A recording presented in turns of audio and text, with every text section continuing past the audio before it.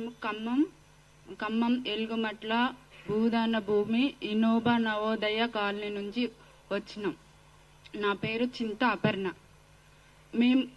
మాకు ఇంతవరకు సార్ మేము గత 10 సంవత్సరాల నుంచి కూడా అదే భూమిలో ఇల్లు కట్టుకొని చిన్న చిన్న పిల్లలతో తీసుకొని వచ్చి చుట్టుపక్కల విలేజ్లలో కానివ్వండి, పక్కన ఊర్లలో కానివ్వండి, పక్కన ఉన్న గ్రామాలలో కానివ్వండి, అలాగే ఖమ్మం పట్టణంలో కానివ్వండి, కూలీ పనులు చేసుకుంటూ ఇళ్లలో పనులు చేసుకుంటూ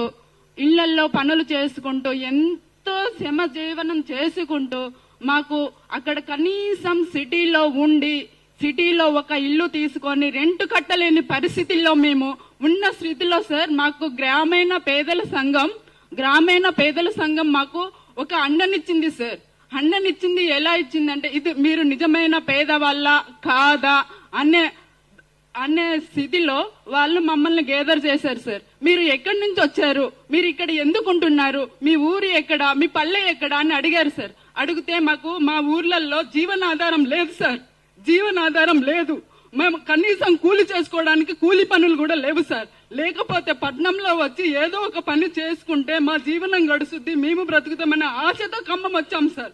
పొట్ట చేత పట్టుకొని ఖమ్మం వచ్చి మేము చిన్న చిన్న పనులు చేసుకుంటూ రెంట్లు కట్టలేక తినక ఉప్పు కారం లేక ఒక్కొక్క రోజు పస్తులు పడుకునే వాళ్ళం సార్. అలాంటి సమయంలో ఈ గ్రామీణ పేదల సంఘం మీకు పలాని కాడ మీ పేదలకి, మీలాంటి పేదలకి ఇలాంటి భూదాన భూమి ఉంది అమ్మా, మీరు అక్కడ వచ్చి నివాసము ఉండండి, మీరు కట్టుకోలేరు, ఏదో ఒక పని చేసుకొని మీ ఇంట్లో మీరు ఉండండి అని చెప్పి మాకు ఒక ధైర్యాన్ని నిలిపి అక్కడ మమ్మల్ని తీసుకెళ్లి మా గ్రామీణ పేదల సంఘం మాకు ఒక నిల్వ నీడనిచ్చింది సార్, నిల్వ నీడనిచ్చింది. అలాంటి నీడని ఈ రోజు కాంగ్రెస్ ప్రభుత్వం ఎలా చేసిందంటే సార్, చిన్న చిన్న పిల్లలు కూడా పడుకున్నాం సార్, కనీసం నిద్రలో నుంచి మేల్కోలేదు సార్. ఆ రోజైతే మాకు తెలియదు, రోజువారీగా కూలీలకు వెళ్తాం, పల్లెటూర్లలో చుట్టుపక్కల ఊర్లలోకి వెళ్లి సిటీలోకి వెళ్లి పొద్దంతా ఒళ్ళు వంచి పని చేసుకొని వస్తాం సార్.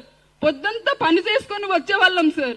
పొద్దంతా పని చేసుకొని వచ్చి ఇంట్లో ఉన్నది లేనిది కారమో పచ్చడో ఏదో ఒకటి వేసుకొని తిని పడుకున్నాం సార్.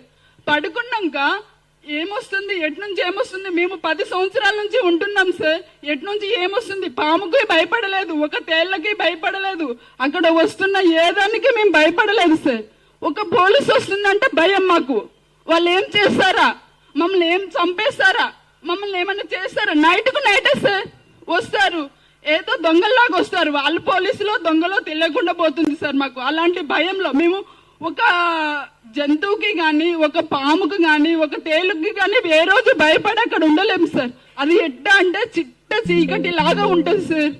10 సంవత్సరాల నుండి చిన్న చిన్న పిల్లలు కూడా ఆ చీకట్లో ఎంత చక్కగా ఆడుకుంటూ ఉంటారు సార్. అలాంటి ప్రపంచాన్ని, అలాంటి ఊరిని, మమ్మల్ని, మా కాలనీని ఎలా దౌర్జన్యంగా చేశారంటే సార్, వచ్చారు. మేము కలెక్టరేట్ కి ఎన్నో సార్లు ప్రతి సోమవారం సార్ కలెక్టర్ ఆఫీస్కి వెళ్తాం సార్. మాకు చిన్న పిల్లలు దోమలు కుట్టి పిల్లలు డెంగ్యూలు వచ్చి చనిపోతున్నారు సార్, చనిపోతున్నారు. మాకు కనీసం కరెంట్ అయినా ఇవ్వండి, నీళ్లు తాగడానికి నీళ్లు లేవు సార్, కనీసం నీళ్ళైనా ఇవ్వండి అని పదే వాళ్ళం సార్. ప్రతి సోమవారం వెళ్ళే వాళ్ళం సార్ మేము కలెక్టర్ ఆఫీస్ కి. చూస్తాంలే అమ్మా, చూస్తాంలే, మేము పోతేనే సార్ వాళ్ళు అక్కడ మమ్మల్ని రానికపోయారు. మేమేం తప్పు చేసాం సార్? మేము పేదలుగా పుట్టడమే మేము చేసిన తప్ప? మేము పేదలుగా పుట్టడమే మేము చేసిన తప్ప సార్? పేదవాడికి ఒక ఇల్లు ఉండకూడదా? పేదవాళ్ళకి ఒక ఇల్లు ఉండకూడదు ఈ కాంగ్రెస్ ప్రభుత్వం వాళ్ళకి.